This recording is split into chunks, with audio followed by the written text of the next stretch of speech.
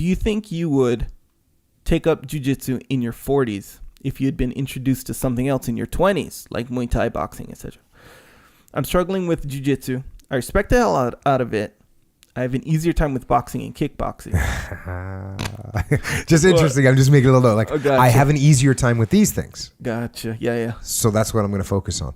Oh, yeah. Maybe. Interesting. Given your most recent admission that you are boring, obviously you're not because of your popularity, do you think you'd pick it up later in life? Jiu-jitsu, to me, is a chore. Boxing, kickboxing is fun.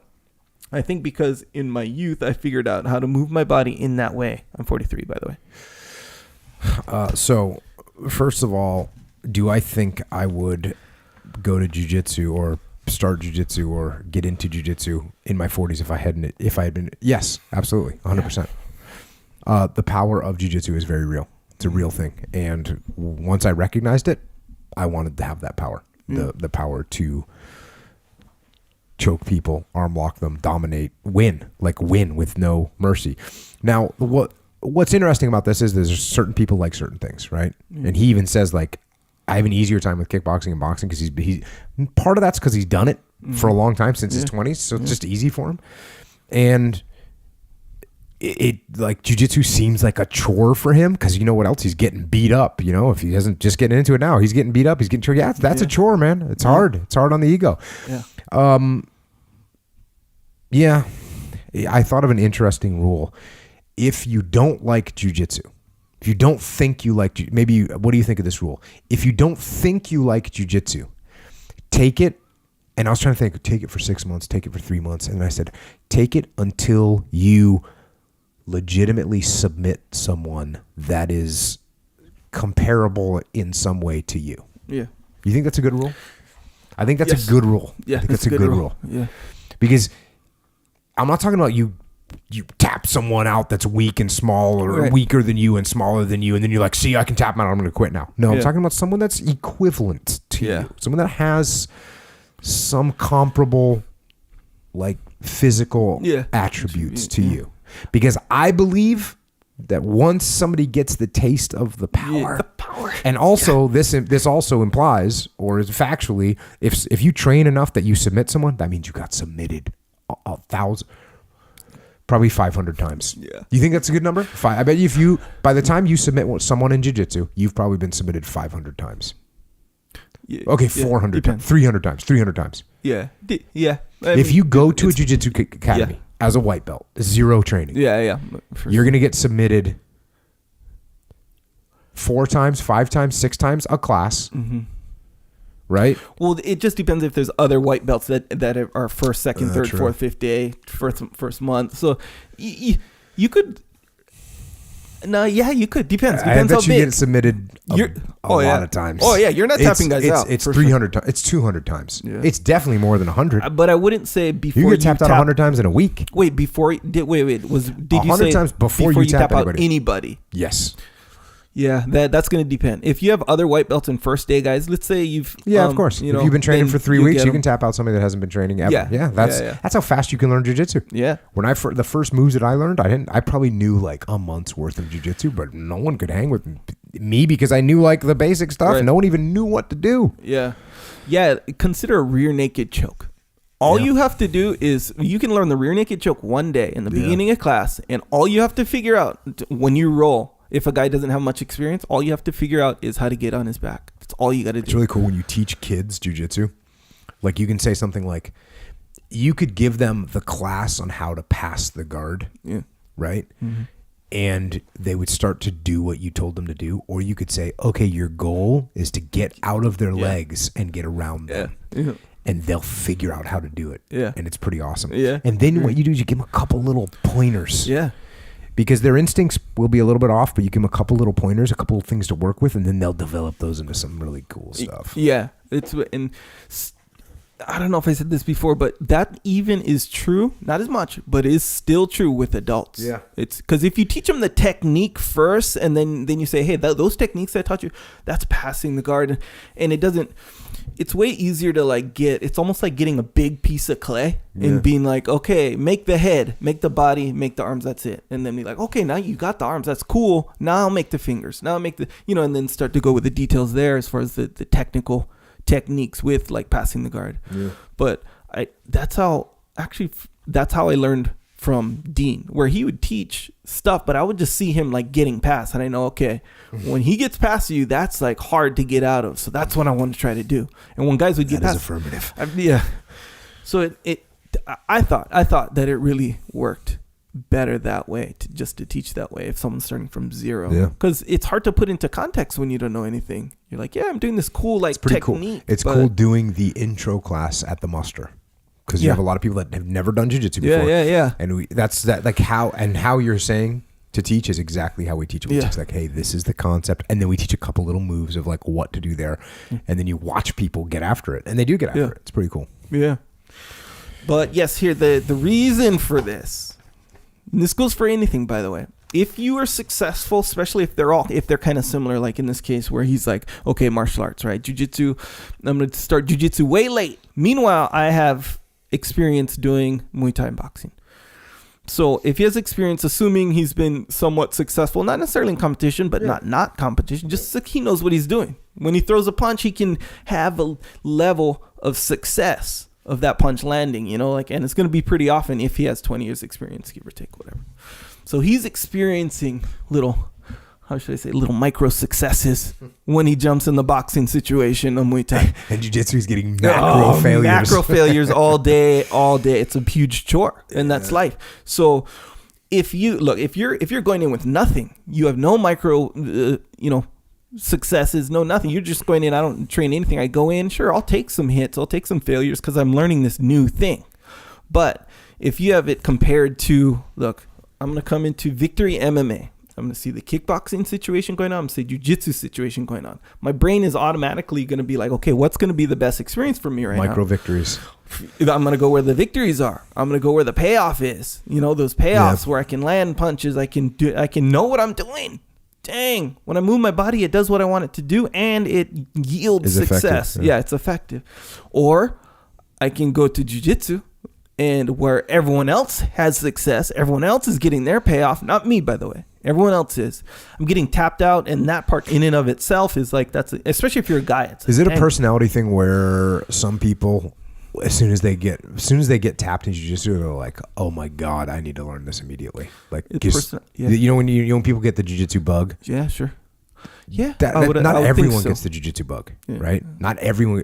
A lot of people do. Yeah. Well, what percentage of people get the jiu-jitsu bug? Oh, dang, I have no idea. 20%? 30%? Depends. Like 20% of who? Of all people who start human beings. Jiu-jitsu? Yeah. It's probably not even 20% now that I think about it. It's weird as much as there is jiu-jitsu, as much as we talk about it in a very positive way, normal people have a hard time with it. It's weird for me to admit that. It's weird for me to say that. But if I think about it, and I've talked about this before, like of all the people that I've introduced to jiu-jitsu over the years, I think I have like maybe 4 black belts of people that I fully like. They started jiu-jitsu because of me. I'm talking so that with those percentages, it's very, very small. People that actually stick with it and get the bug. Yeah, might not even be 4. But you can get the bug and the bug kind of wear off. You know how that is. Where I remember. Then that's not the bug. That's not the real bug. That's bug. Like the diet jiu-jitsu bug or something. The bug light. That's exactly what it is. Well, it's the bug light because people get purple belt and then they don't show up anymore. People get the brown belt, they don't show up. People don't get the blue belt and they don't show up anymore. Yeah. It just and then there's people who get the black belt, keep training. Yeah.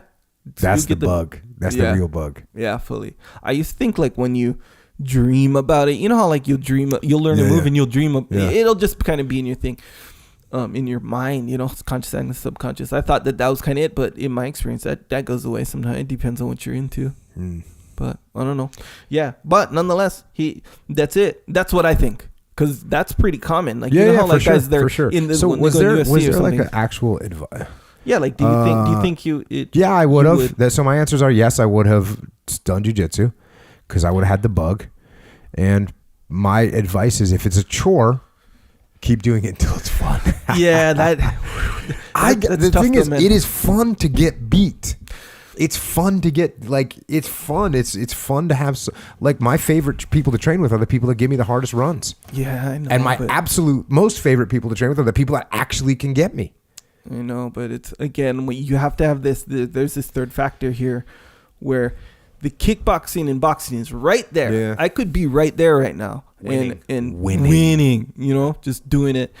But I'm not. I'm over here, and this guy's mounted on me, and he's choking me and stuff. Like, I dig it, man. It makes sense. So I guess we could reverse this question and say, like, okay, Jocko, then why aren't you in boxing and striking all the time? Yeah. For me, it's actually not that hard of an answer. I've done boxing and striking, and the thing that is different is in boxing and striking, even though you're talking about micro wins. Yeah. Most of the nights of training boxing or kickboxing, the micro wins are against pads and a bag, right? Because you're not sparring every night. Yeah. And if you are sparring every night, you're making a mistake. Out. Yeah, and you're not even going as hard as and you're not going comparatively. Yeah. I mean, you can have fun, and we do that too. Like we call it playing tag, where you're like touching the person. You're it's almost like a slap fight, you know. Mm-hmm. But you can't do that you can't spar every night. Yeah. And you shouldn't spar every night. And if you are sparring every night, you're wrong. But you can roll every night. Yeah. You can get full victories, not micro victories, full on submissions. Yeah.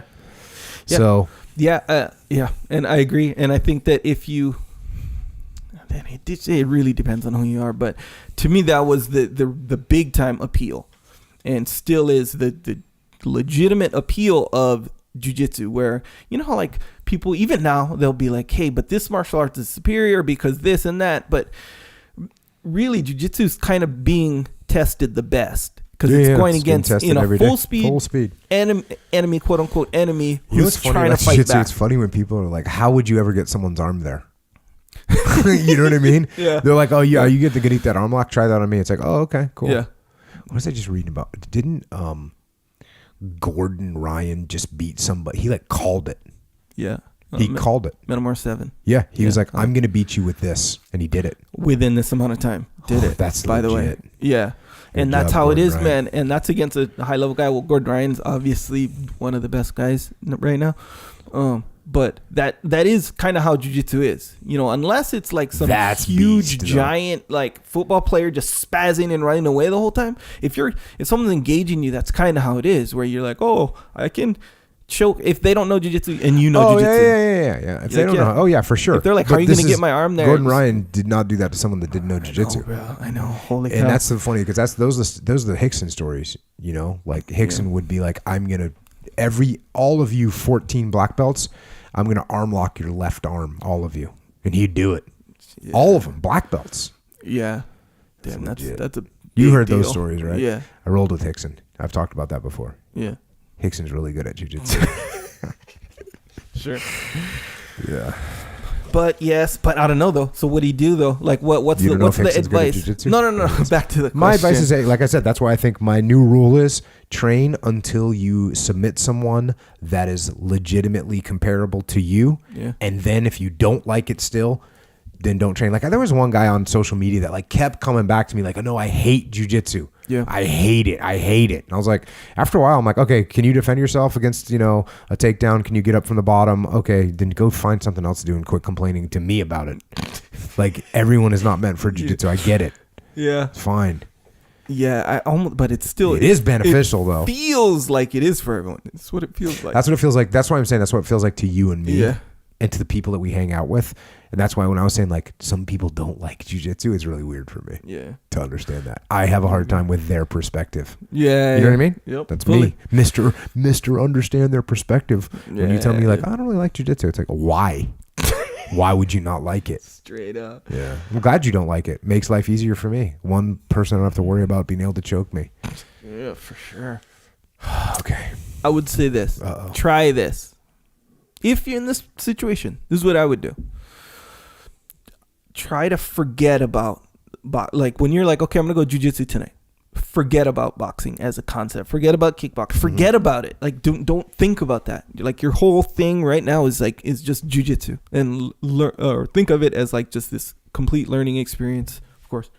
But forget about the boxing, because anytime like that's what's gonna happen when you keep that boxing on your mind or the kickboxing on your mind. You're like, why am I doing this when I could be doing boxing, which is like badass anyway, kind of thing. But just forget about it. Yeah. I think that's the thing. You know how like guys in the UFC, that'll happen sometimes where they're super good at jiu-jitsu, and then they'll train boxing and like phone it in. Yeah, and it's vice versa too. Yeah. Like I was just saying, like some people, and this is true with fighters. Some fighters don't like striking. They don't like to get hit specifically. No one minds punching people. Some people like it. Some people they truly like to punch someone else in the head. Some people are good with it. Most people are good with it because it feels good. Some people don't like to get hit. They really don't like that. Some people don't like to get smashed on the ground. They get claustrophobic, right? They don't like that. And so different people have little different, I don't know if I call them weaknesses, but preferences. Yeah. And you can see that very clearly, especially in the earlier UFCs. Nowadays, you're not getting the UFC if you're super uncomfortable in any arena of martial arts. Yeah. If you're just super uncomfortable, stand up, you know, maybe you might make an undercard barely, but you don't see that on TV. You don't go as far for sure. There you go. I like that ruler. Do it until you tap someone out. Yep. Like legit. Comparable to you. It's good. Because what I think happens once you do that, you're like, I want to do that again. Yeah. And you got the benefit of getting tapped out, which to me motivates me more than just tapping someone out. Yeah. Like, how did someone control me? Think about that. Another human being can control me completely. Yeah. Dean does that to me sometimes, and I'm sitting there thinking to myself, I'm like, man, I've been training for a really long time. And I'm a grown man in good physical condition, relatively strong. Yeah. And he can hold me in a position where I cannot do anything. And I can actually do that to him too. Not as often. Yeah. But like he's got 3 positions he can do it to me, and I think he can cross side, mount, and on all fours, right? Oh, right. If I'm in one of those positions, or he's in one of those positions on me, I'm doomed. Bad deal. For me, it's only, I don't have mount on him. His mount escape is awesome, and my mount's not really good, so he can get out of that, so it's no big deal. But cross-eyed, or when he's on all fours, I'm going to torture him. Yeah. And we both know we're going to get tortured in those positions. Yeah. For him, it's 2 positions. For him, there's 2 positions he's going to get tortured in. For me, there's 3 positions I'm going to get tortured in. Tortured. Yeah. Tortured. Yes, sir. I would agree. You've seen it. Yeah. Yeah, it's tortured. Yeah, you felt it too. Yeah. Both examples. All examples. Except the mount, though. I can escape mount. You have good mount. Yeah. No, mount escape. Yeah, you have good mount escape. So not as, but yeah, no, that's bad. I dig it. Isn't that weird though? You have, over 25 years experience, train, very strong and big, by the way. Yeah. Like compared to like a normal jiu-jitsu guy, like you're a huge jiu-jitsu player. Big, strong, experience, know what to do, know what not to do. All that doesn't mean anything just for that moment. Doesn't mean nothing. Yeah. Holy cow. Yeah. That's bad. It's a scary thing. Yeah.